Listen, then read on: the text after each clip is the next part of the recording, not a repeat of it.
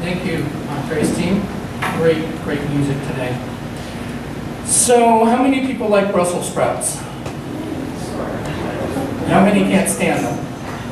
Oh, about half and half. I was with you, those that can't stand them.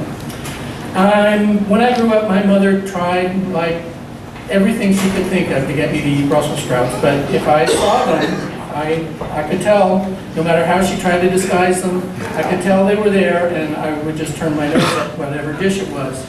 But then a few months ago, I was having dinner at some fancy pants restaurant like Bubba's House of Grub or something, I forget what it's called. And wouldn't you know, they serve Brussels sprouts. And since it had been like 40 years since one had passed my lips, I decided to give it a try. I couldn't believe it, but they were good. They were really good. Well, they grilled them, and I'd never had them grilled before.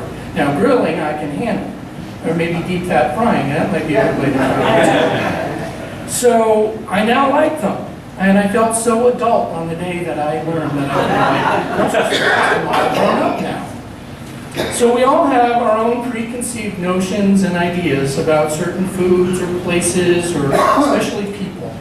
And you can call them biases, you can call them prejudices, stereotypes, whatever term you use. Sometimes they can prevent us from having a much fuller and richer experience. And sometimes these biases are just a matter of preference or taste, such as preferring grilled Brussels sprouts to any other Brussels sprout. But they can also run much deeper, and they can have a stronger impact on our lives and actually change how we view ourselves, how we view other people, and how we see our place within the global community. This was particularly evident this past week in Charlottesville. It was sad and terrifying to see a mob of tiki torch wielding angry white men. I just want to know where they came up with the idea of carrying tiki torches. I think there's a gay man in there somewhere. I know, let's make tiki torches. They hate mosquitoes too. Oh, okay, good. But it was horrible to see that crowd, and then of course the violence afterwards that took the lives of Heather Heyer and Pilot Lieutenant Jay Cullen and Trooper Pilot Bert Bate, and it wounded so many others. And as if that wasn't bad enough, waiting for days for a response from the person who is supposed to be the example of life, liberty, and justice for all, only to have that response be weak and blatantly racist and confusing itself. It was a hard week, but at least State Bannon is out. We have that. Amen. So for those of us on the alt-left, and that's a label I don't mind taking for myself, Hallelujah. one of the things that makes this so heavy is the realization of just how deep the divides are in our country and in our world, and how much work yet needs to be done to eliminate those divisions. And one thing our gospel reading shows us is that this is nothing new. Prejudice and division have long been around. They were back in the time of Jesus, and even Jesus wasn't immune to them. And so today we're going to learn a lesson, a big lesson, that Jesus will teach us. Matthew is known as the Jewish Gospel because it was written by a Jew for a Jewish community. And it's fitting that it comes first in the Christian scriptures because the message of Jesus was given first to the Jews, and then to the Gentiles, and then to the ends of the earth. And it was the second gospel that was written. It was written after Mark, around 75 to 80 years after Jesus lived. And by then a strong Jewish community had emerged out of or Christian community had emerged out of the Jewish tradition. And it's to this group of Christians that Matthew is writing. And there's actually two stories in our reading today. But the lectionary for today, the set of readings that we use in the church, only focuses on the second story, about the Canaanite woman.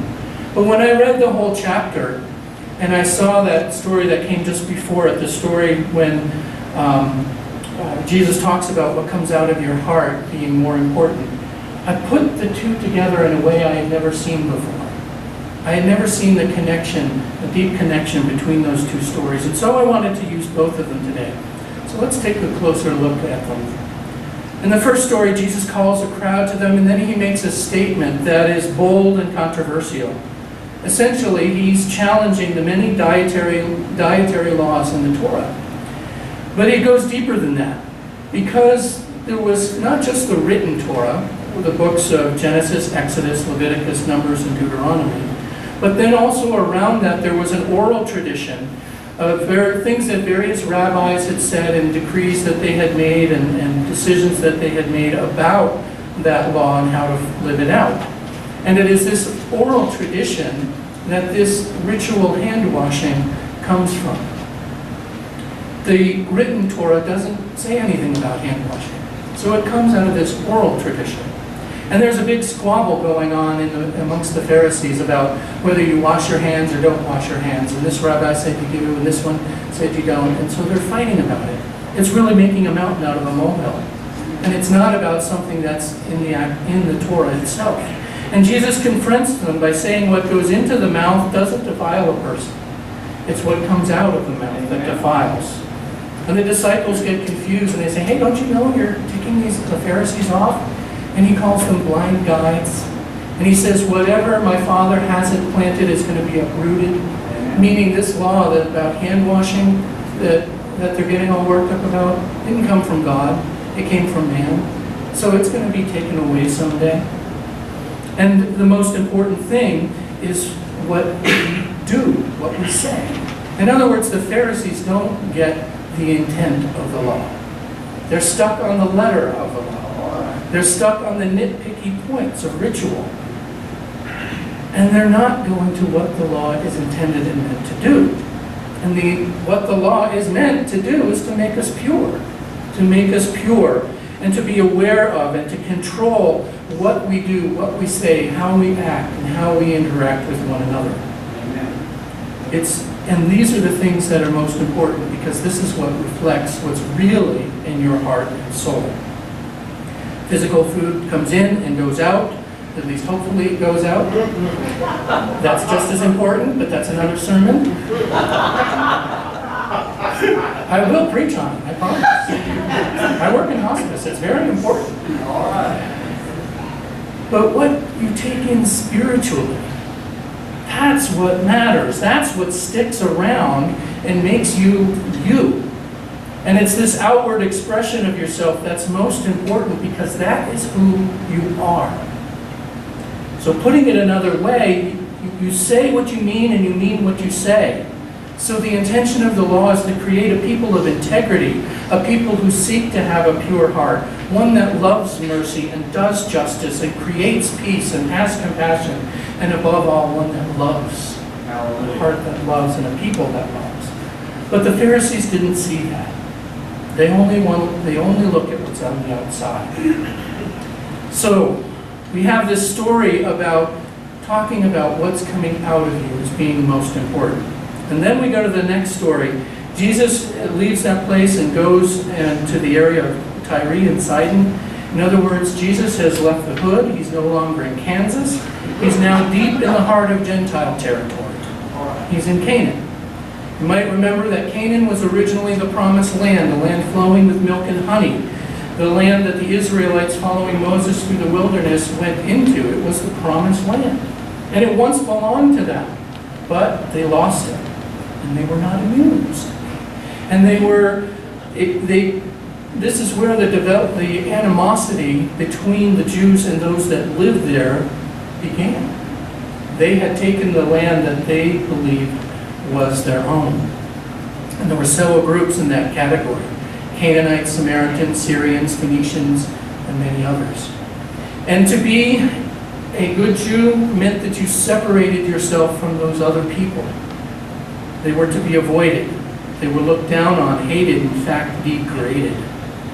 It's not different, not at all different from what happened in Charlottesville with the white supremacists and how they viewed blacks, Jews, and Hispanics. And gays and everything else. It's not any different. It's the same kind of supremacy, the same kind of racism. Americans are not the only ones that have a racist past that needs to be dealt with. Far from it. Unfortunately, we're one among many. So this woman, this Canaanite woman, who is as other could be, comes up to Jesus and to his crew and begs them to heal his daughter. And he ignores her. That's right, Jesus ignores somebody. This Jesus loves me, this I know, for the Bible tells me so. This sweet and gentle Jesus that's supposed to love everyone ignores her. But she's not going to let him get away with it. He says, because I was sent only to the lost sheep of the house of Israel. Only to the lost sheep of the house of Israel. This is key, because it gives us a glimpse into who Jesus thought he was.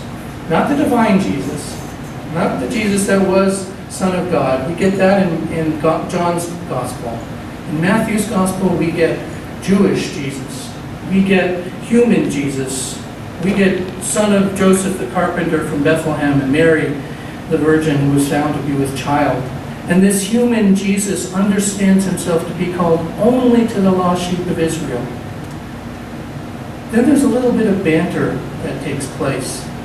Jesus says it's not fit for the gifts of God to be given to the dogs. And she comes back with, well, even the dogs get the crumbs from the table. And that word dog is an epitaph. It's a terrible epitaph. It's the equivalent of the N-word. It's about as bad a slur as you could give back in that day. Amen. Dogs didn't live in houses back then. They didn't get carried around in little carts and get little hats and outfits. There was not an entire industry made up for keeping them comfortable. They were considered dirty scoundrels, and they were kept at the outside of the community. And Jesus says, he calls her a dog. He says, but even the puppies, the word she uses is not the same word as Jesus. Even the puppies get the crumbs. And for so long we thought that's what this passage was about. Dogs and puppies. Look how clever this woman is. She tricked Jesus into getting what she wanted. She did this great play on words that we still love today. And she manipulated him, and she got what she wanted, and she's willing to take the crumbs and yada yada. And that's not the point. Anybody can manipulate another person, especially if you use puppies. I mean, who doesn't love puppies? You can use puppies to sell ice to Eskimos. Put a puppy in a commercial, oh yeah, I'll buy it. I don't know what it is, but I'll buy it. Add a kitten on top of it, and you've got it made. What's amazing about this passage is that Jesus changes his mind. Amen. Jesus gets over himself. He sees her differently. He sees himself differently. No longer sent to just the Jews, the lost sheep of Israel. She changes Jesus' point of view. Think about that. Jesus was prejudiced, and she changes his mind. That's what this story is about. And if Jesus can carry around racial prejudice and get over it, well, so can we. So can we. It's hard, yeah. And there are deep divisions in our lives and in our worlds, but that's not the point. The point is we have to change what goes in and what comes out. All right.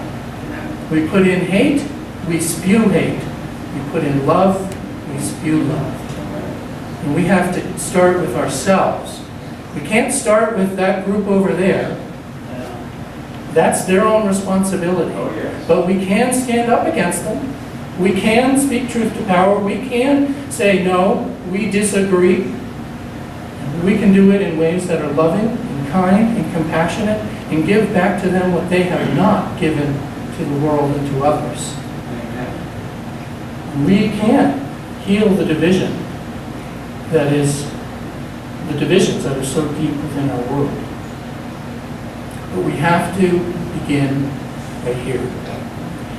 We have to acknowledge our own isms. I am a racist. I am a sexist. I am a homosexist. I am an ageist. And I am a bunch of other things. I have prejudices and biases. I admit it. Amen. I don't go building a tiki torch down the street. That's just weird.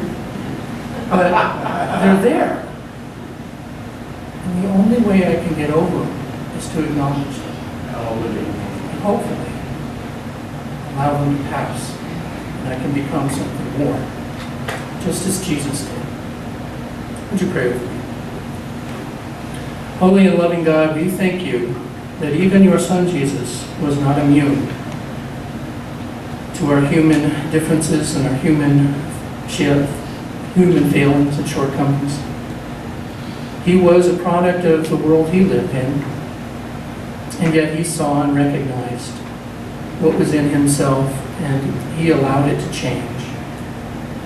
And may we follow that and see that example and allow ourselves to change.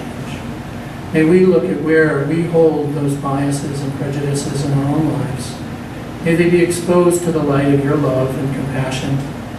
And may we work diligently to remove them, not only from ourselves, but from our world. We pray this in your name. Amen. Amen.